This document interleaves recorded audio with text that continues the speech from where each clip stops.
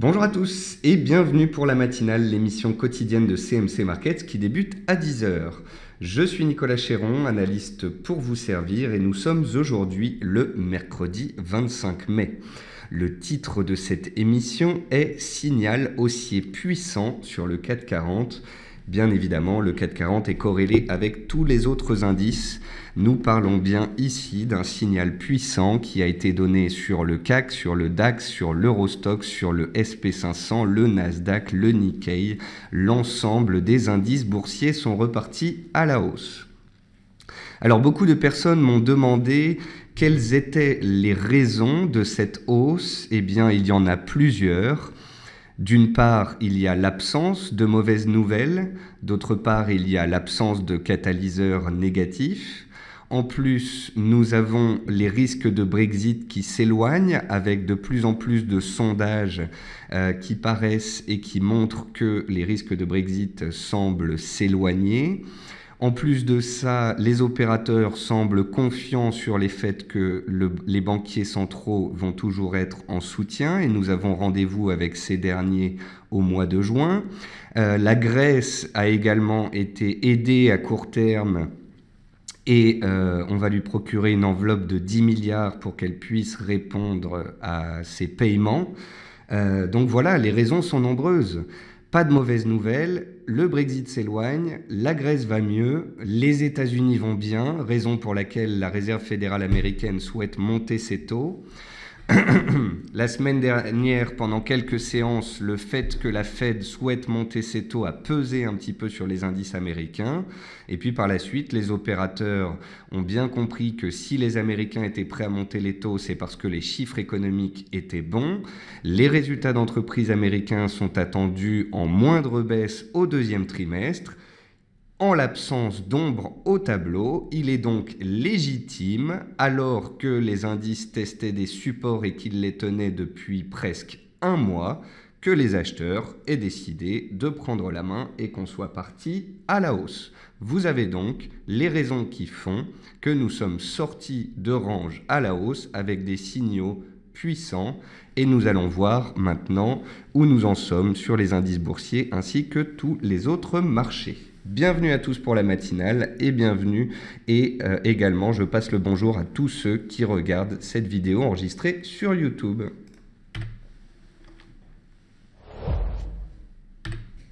Comme tous les matins, voici un avertissement sur les risques concernant le caractère purement informatif de cette présentation et les CFD. Je vous laisse en prendre note.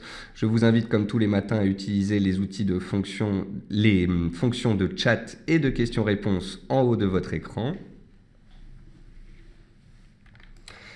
Donc nous allons voir ensemble les actualités marché, macro et actions. On va voir les statistiques passées et à venir. On va voir une figure graphique reconnue par la plateforme de CMC Markets. Et puis, comme tous les matins, on va parler indices, actions, matières premières, puis Forex. Alors, quelles sont les actualités? Le CAC 40 a gagné 2,46%, le Nikkei 1,57% et le Nasdaq 2,05%. L'appétit pour le risque est donc de retour. L'or retrouve les 1220 $ et reste baissier à court terme jusqu'à nouvel ordre. L'or baisse d'une part car il n'y a pas d'aversion pour le risque, il n'y a pas de peur sur les marchés, et d'autre part parce que le dollar, qui monte depuis 4 semaines consécutives, reste haussier tant qu'il évolue au-dessus de l'oblique haussière que nous avons définie ensemble et dont nous avons parlé tous les jours ces dernières séances. Les indices sont soutenus également par un nouveau record annuel du pétrole WTI à 49 $. Le secteur des bancaires a été moteur en France. Le secteur a pris 3,77%. D'ailleurs, vous avez pour l'or une analyse sur le site de CMC Markets dans la rubrique Actualité et Analyse.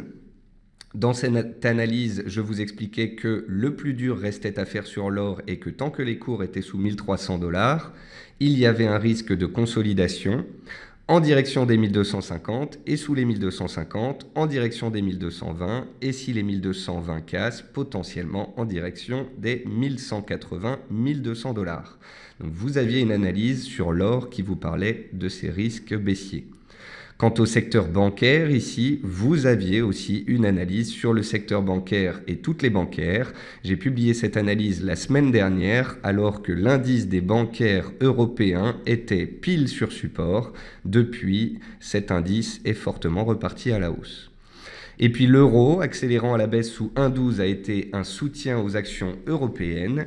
Et sur l'euro aussi, vous avez une analyse qui a été publiée et qui vous parle de la baisse de l'euro sous une oblique baissière et du fait donc que quand l'euro baisse, eh bien, ça soutient les actions européennes. Donc que ce soit sur l'or, que ce soit sur les bancaires ou que ce soit sur l'euro, en plus de la matinale, vous aviez des analyses en soutien qui vous expliquaient le pourquoi du comment de ces mouvements actuels. Côté actualité macroéconomique, les ventes de logements neufs en avril aux USA ont retrouvé leur niveau de 2008, c'est-à-dire plus de 600 000 ventes de logements neufs. Un sondage Euref donne 51% de Londoniens en faveur du Remain, donc le... Alors, il y a plusieurs expressions, hein. On entend Brexit, Bremain, on entend aussi Remain. Donc voilà, il y a plusieurs expressions qui ont été un petit peu inventées ces derniers temps. Le Bremain ou le Remain, ça veut dire rester dans l'Union européenne. Crédit Suisse voit sa note abaissée à A- par Fitch, qui parle d'un business model vulnérable. Cela fait également suite à l'abaissement de la notation de Deutsche Bank hier. Donc on voit bien que les bancaires restent toujours sous pression avec ces notes abaissées, que ce soit chez Deutsche Bank ou Crédit Suisse. Et puis concernant la Grèce, les créanciers sont parvenus à un accord pour le déblocage de 10,3 milliards. Donc ça aussi, c'est une bonne nouvelle pour les marchés et ça retire un peu une épine du pied aux investisseurs. Et puis le PIB allemand a été confirmé en hausse de plus 0,7% au T1. L'Allemagne a donc réalisé la plus forte croissance des pays du G7. Donc voilà, vous les avez, vos raisons de la hausse. On a l'euro qui baisse, on a les bancaires qui montent, on a les ventes de logements neufs qui sont bonnes, on a le risque de Brexit qui s'éloigne, on a la Grèce qui est aidée, on a l'Allemagne qui confirme sa croissance. Si vous cherchez des catalyseurs positifs, eh bien, vous les avez. Côté entreprise, Derichebourg a publié un résultat net de 0,1 million d'euros contre 13 millions il y a un an. EuropaCorp anticipe une perte sur l'exercice 2015-2016. Les résultats seront publiés le 28 juin prochain. Et puis Sanofi accentue la pression sur Medivation. C'est une biotech US que le groupe souhaite acquérir. Et donc, on suivra cela dans les séances qui viennent. Dans les meilleures et les moins bonnes performances du CAC, on retrouve la majorité des titres du CAC en hausse, avec 36 titres sur 40 en hausse. Vous avez 4 baisses. Seule une baisse autour de 1%, c'est Technip qui consolide suite à sa forte hausse récente. Sinon, pour les autres titres, vous voyez que ce sont de très faibles baisses. Vous pouvez également noter que dans le palmarès des hausses, il y a Crédit Agricole, Société Générale et BNP. Et comme je vous l'ai expliqué en début de semaine, lorsque les bancaires mènent la danse, eh bien, c'est qu'il y a vraiment un véritable appétit pour le risque sur les marchés. Côté statistiques passées, donc on a eu les ventes de logements neufs aux USA hier à plus 619 000 ventes pour le mois d'avril contre des attentes à 521 000, donc presque 20% de plus que les attentes. C'était un très bon chiffre, ça a accéléré la hausse hier en fin de séance. L'indice manufacturier Richemont aux USA est passé un petit peu à la trappe, il est ressorti à -1 contre des attentes à 9. Et puis hier, on a eu le sentiment économique allemand, le ZOO, qui est ressorti à 6,4 contre 12,1 attendu. C'était un peu moins bien qu'attendu, mais les opérateurs ont préféré se focaliser sur les bonnes nouvelles. Et notamment, là, ils se focalisent sur le fait que l'Allemagne a une croissance de plus 0,7%. Cet après-midi, on aura principalement les stocks de pétrole qui feront bouger le marché à 16h30. Et puis, je vous ai mis aussi les statistiques de cette nuit. On aura les publications de plusieurs chiffres australiens. Enfin, sur l'outil de reconnaissance de figures graphiques de CMC Markets, je vous ai sélectionné un biseau noté 4 sur 5. C'est un biseau sur les cours de l'argent en données 4 heures. Si les cours de l'argent arrivent à s'en extraire à la hausse et à accélérer au-dessus de la zone des 16,40-45, on pourrait avoir un rebond technique, un retracement haussier de la baisse récente. A contrario, si on vient à sortir par le bas du biseau, eh bien la baisse de l'argent pourrait continuer. Ça voudrait dire que le dollar américain resterait très fort. En théorie, néanmoins, la sortie d'un biseau se fait dans le sens contraire de sa direction, donc à surveiller la sortie de ce biseau sur les cours de l'argent. On va passer sur la plateforme CMC Markets et comme tous les matins, on va commencer avec les indices boursiers. La semaine dernière, quand les Américains ont parlé de hausse de taux, eh bien le SP500 s'est fait des petites frayeurs sous son support, mais nous avons tous remarqué que les supports ont tenu, qu'il n'y a pas eu de cassure.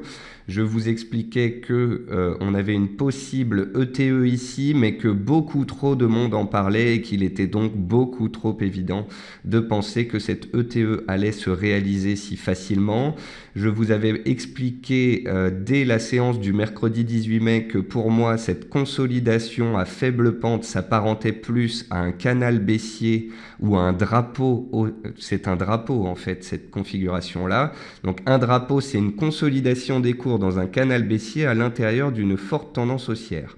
Donc on a eu une tendance haussière, on a eu une respiration de marché, puis on a un redémarrage.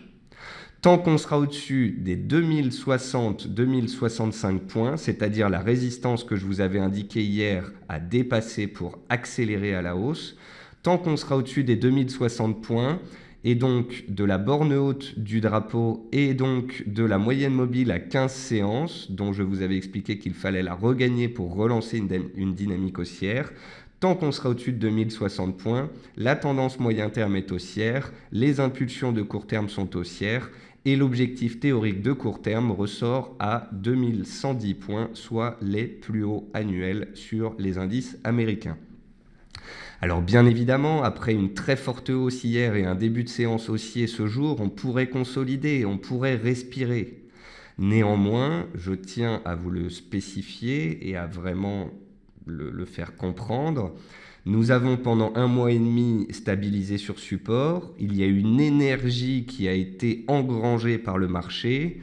Si nous étions sortis violemment à la baisse, c'était un signal baissier de consolidation, de correction. On en est sorti à la hausse. Il faut donc savoir être factuel, être pragmatique. Les acheteurs ont pris la main. Dans un premier temps, ils ont tenu les supports. Dans un deuxième temps, ils ont cassé la moyenne mobile à 15 séances. Dans un troisième temps, ils ont réalisé un avalement haussier. Et tous ces facteurs-là sont théoriquement des facteurs de continuation haussière. On va passer sur le DAX. Alors sur le DAX, j'ai encore des personnes ce matin qui me disaient sur Twitter « on est dans un range, on n'est pas sorti du range ». Alors écoutez, moi je suis désolé, je suis analyste graphique, je n'ai pas d'avis sur ces marchés, j'ai juste des graphiques qui me donnent des informations. On avait vu ensemble qu'il y avait une zone de résistance dans la zone des 10 100, 10 130. Ça correspondait au plus haut de la semaine dernière, d'il y a 2 semaines, ça correspondait au plus haut du mois de mars. On ne peut que factuellement constater ce matin que la sortie du range a été effective. Nous avons touché la résistance hier, nous avons gapé la résistance ce matin. Alors bien évidemment, comme sur le SP500, après 24 heures de hausse très puissante, après 400 points de hausse en discontinu sur le DAX, nous ne sommes pas à l'abri d'une éventuelle consolidation et d'un éventuel retour dans la zone des 10 080 points sur les plus hauts précédents. Donc on pourrait très bien consolider un petit peu dans les heures ou dans les séances qui viennent. Néanmoins, une information nous a été donnée par le marché, les supports ont tenu et la tendance haussière est donc toujours valide. Une deuxième information nous a été donnée par le marché, ce chandelier ici est un avalement haussier qui a engendré une sortie de range. Donc en théorie, les acheteurs ont repris la main à court terme et même si à très court terme on pourrait consolider après un très fort mouvement haussier, la hausse pourrait également perdurer. Sur le 440, c'est la même chose. On est passé d'un support à une résistance. Oui, il y a une résistance dans la zone des 4460 points. J'en parlais dès hier soir en expliquant qu'après un très fort mouvement haussier, on pourrait toucher des résistances et on pourrait donc consolider. Je vous avais donné comme objectif théorique de la hausse les 4450 points. Ils ont été atteints hier en fin de séance et dépassés aujourd'hui en début de séance. On était sur le 440 sur un support. Il a tenu. On avait une résistance à casser. Elle a cassé, on avait un objectif à atteindre, il a été atteint. On pourrait donc consolider un petit peu sur cette zone de prix. Néanmoins, s'il n'y a pas de catalyseur négatif, pas de reflux baissier, on pourrait tout aussi bien réintégrer la figure ici, le biseau ascendant qu'on avait noté ensemble au mois d'avril. Donc, à moyen terme, c'est haussier. À court terme, c'est haussier. Si on a des catalyseurs négatifs, on consolidera un petit peu.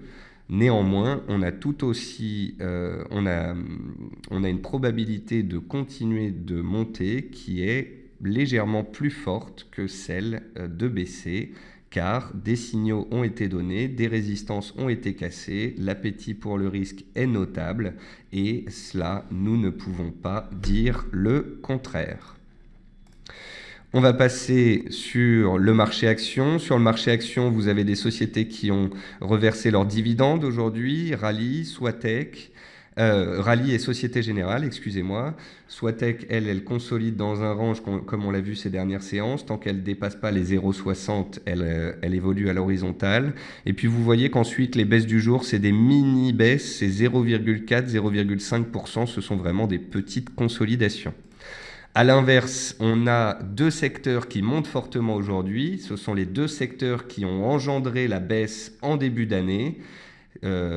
C'est bien évidemment le secteur du pétrole, les parapétrolières et les pétrolières, et bien évidemment les bancaires. Et quand vous regardez le top 10 des hausses du jour, vous avez Morel et Prom pétrole, Valorec pétrole, CGG pétrole, Bourbon pétrole me semble-t-il aussi, Crédit Agricole bancaire, BNP bancaire, AXA assurance, CNP assurance, Natixis bancaire. Donc, les secteurs qui étaient sous pression jusqu'ici, qui étaient les secteurs de l'énergie et les secteurs des bancaires, sont ceux qui se reprennent le plus violemment ces dernières séances. Tant que ce sera le cas, ce sera plutôt bon signe et donc on pourrait continuer de monter. On va passer aux matières premières.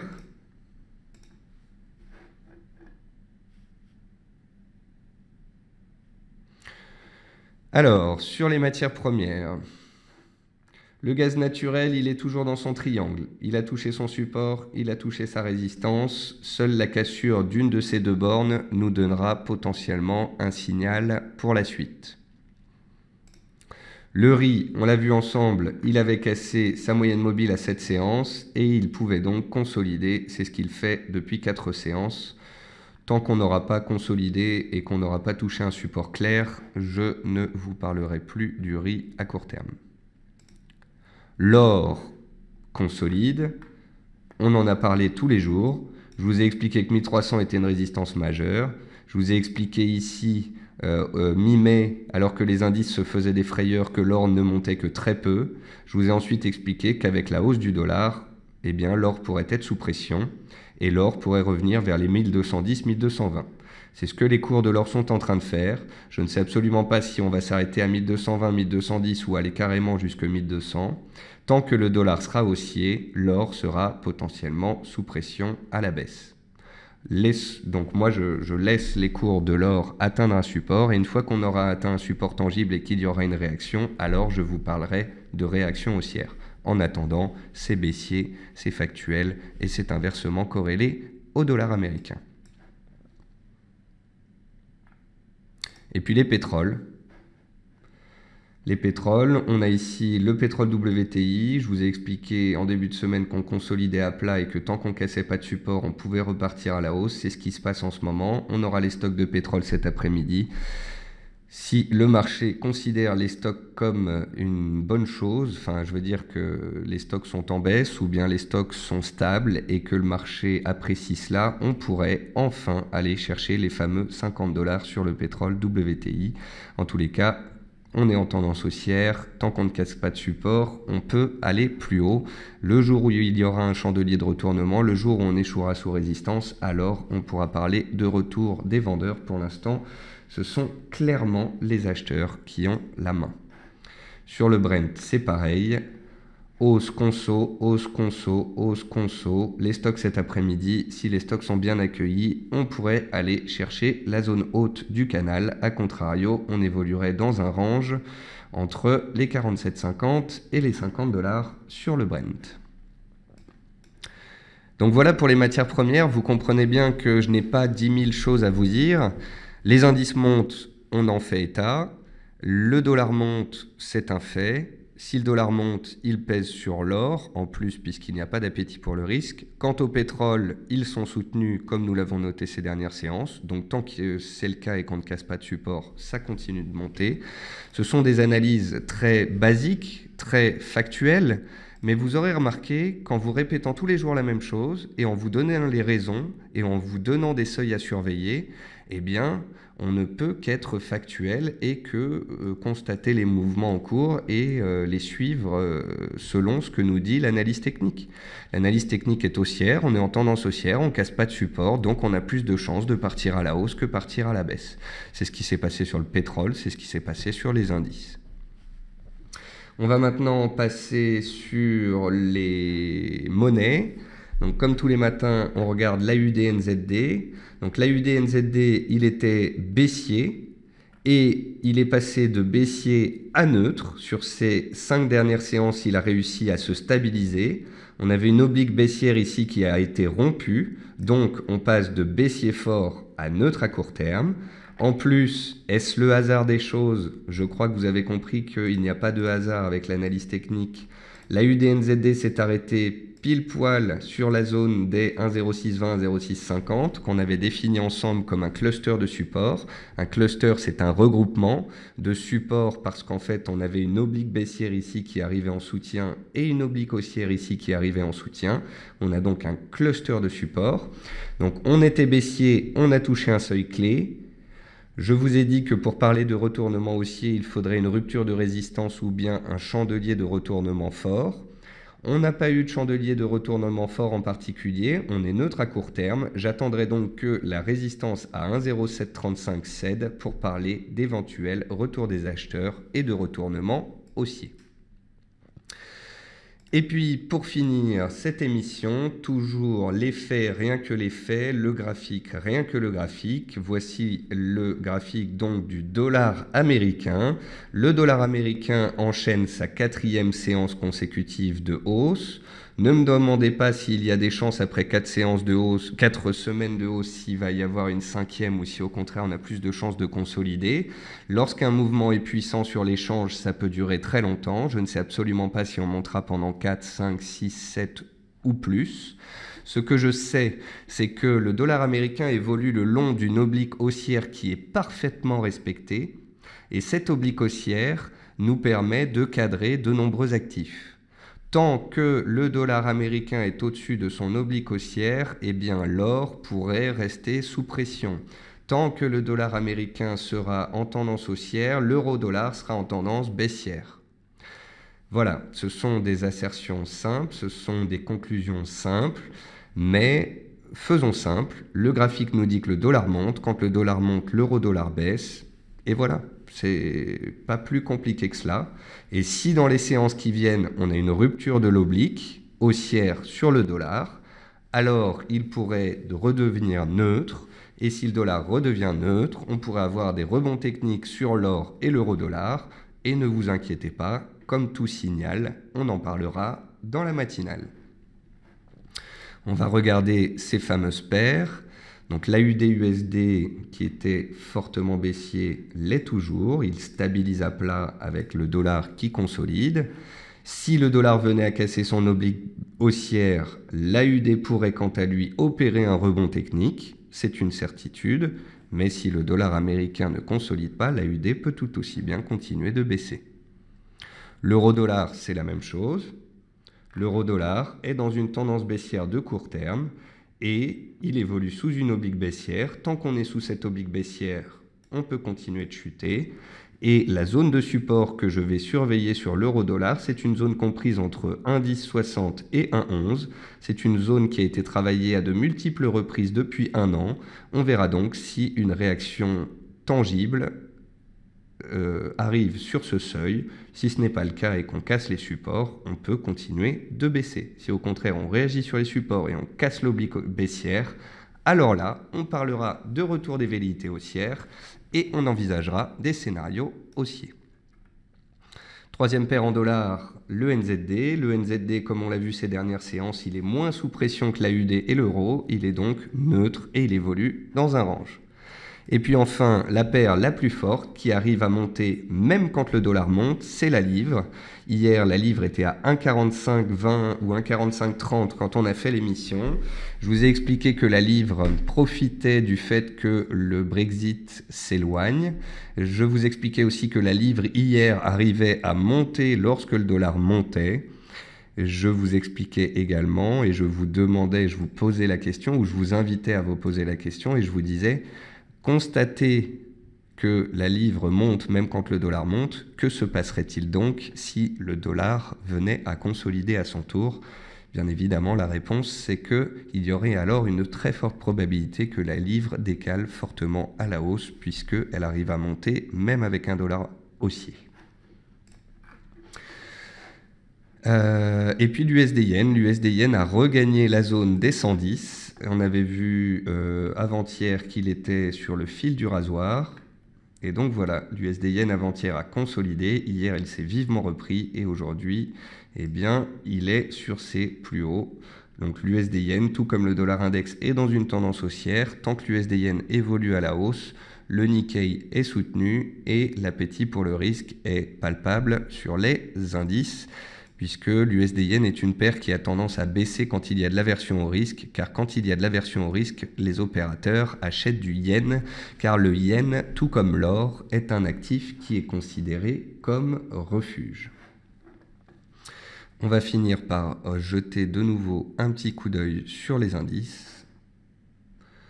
Et vous pouvez constater, on va se mettre en données horaires, que le DAX a gapé à la hausse aujourd'hui, il a tenté de fermer son gap, il ne l'a même pas clôturé sur le futur, ça montre que les acheteurs sont bel et bien présents. Alors si on a un catalyseur négatif cet après-midi, par exemple des stocks de pétrole bien supérieurs aux attentes et que le pétrole vient peser sur les indices, évidemment le DAX pourrait venir combler son gap, rechercher la clôture d'hier à 10 100, voire travailler les plus hauts d'il y a quelques séances à 10 070, 10 080. Donc solution 1, consolidation vers les supports avant de repartir. Solution 2, partir à la hausse tout droit.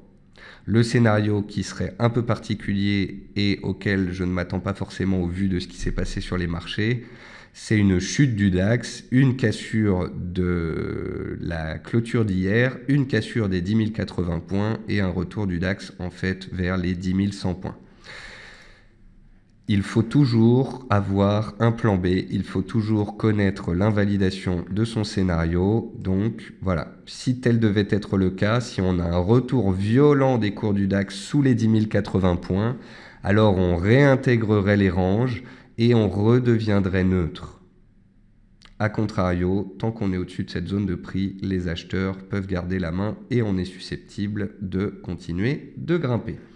On suivra donc les statistiques, les catalyseurs, l'actualité dans les séances qui viennent. En attendant, tant que les supports tiennent et tant que les acheteurs ont la main, eh bien la hausse peut perdurer. Voilà, c'était la matinale du 25 mai. J'espère que ce condensé d'informations et d'explications vous a permis d'y voir un petit peu plus clair. Je n'ai plus qu'à vous souhaiter un très bon appétit, une bonne séance de trading et je vous retrouve demain matin 10 h avec grand plaisir pour la matinale. Bonne journée à tous.